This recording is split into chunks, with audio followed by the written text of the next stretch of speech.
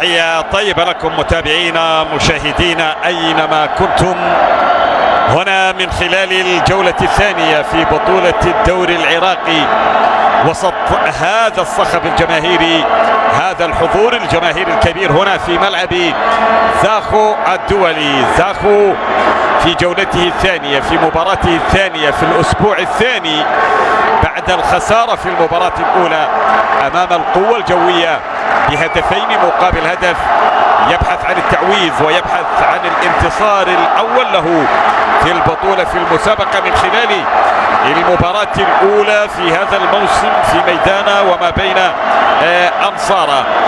يستضيف من خلالها نادي النجف، الفريق الذي تعادل سلبا في مباراته الأولى أمام نفط ميسان هناك في ملعب النجف الأولمبي.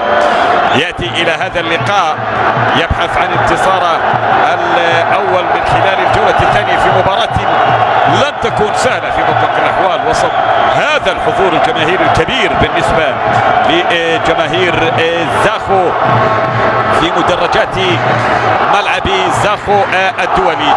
مباراة منتظرة، مباراة مشهودة، الجمهور كف ووفى، حضر بغزارة هنا في أرضية الميدان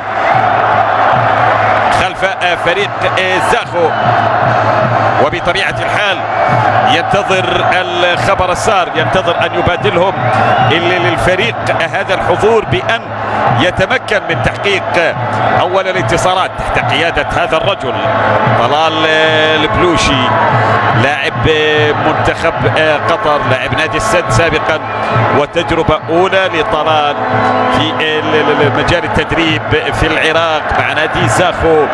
خسر المباراة الأولى أمام القوة الجوية، واحد من الأندية القوية المرشحة بطبيعة الحال الذهاب بعيدا والتنافس على لقب بطولة الدوري العراقي. الفريق الذي ينشط هناك في دوري أبطال آسيا ممثلا للعراق القوة الجوية خسر أمام طبعا زاخو المباراة الأولى. بالتالي هذه مباراة من أجل التعويض ومن أجل البحث عن الانتصار الأول والنقاط الثلاث الأولى بالنسبة لزاخو. للنجف البحث عن انتصاره الأول هو الآخر، وإن كان طبعا حقق التعادل في مباراة الأولى ولم يخسر نادي النجف.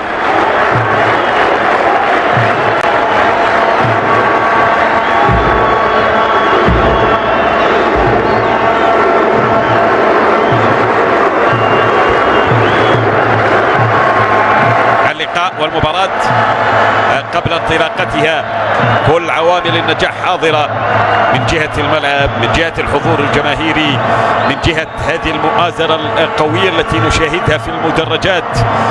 يبقى عطاء اللاعبين في أرضية الميدان. والله هذا الحضور وهذه الكثافة الجماهيرية تعطي حافز لأي لاعب أن يقدم 200% من إمكانياته وعطاءاته في أرضية الميدان.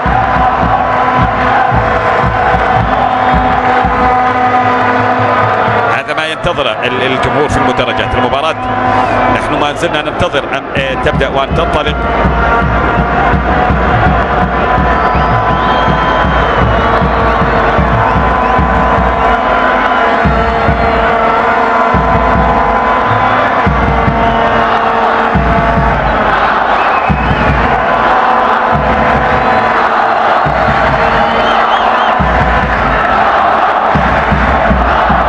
بين زاخو وما بين النجف الأسبوع الثاني طبعا انطلق يوم أمس.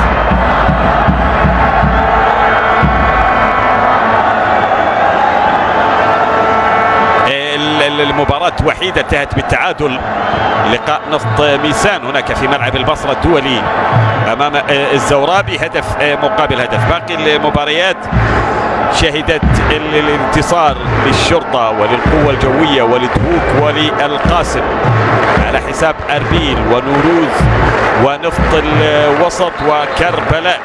النتائج التي تحققت يوم أمس في بداية وانطلاقة طبعا الجولة الثانية والأسبوع الثاني من بطولة الدوري من حكم المباراة التي تنطلق الآن، والبداية لمصلحة زاخو. كان ممكن أسرع الأهداف، كان ممكن مصرع الاهداف في الكرة الماضية لمصلحة زاخو. بدأت من الوسط ونقلت امامية، تهيأت امام كروني سانتوس الكرة الماضية يسدد، لكن ايضا كرة الى خارج ارضية الملعب، الى خارج ارضية الملعب. التهديد الاول، الفرصة الاولى، واضح تماما، واضح تماما هذا الحضور الجماهيري.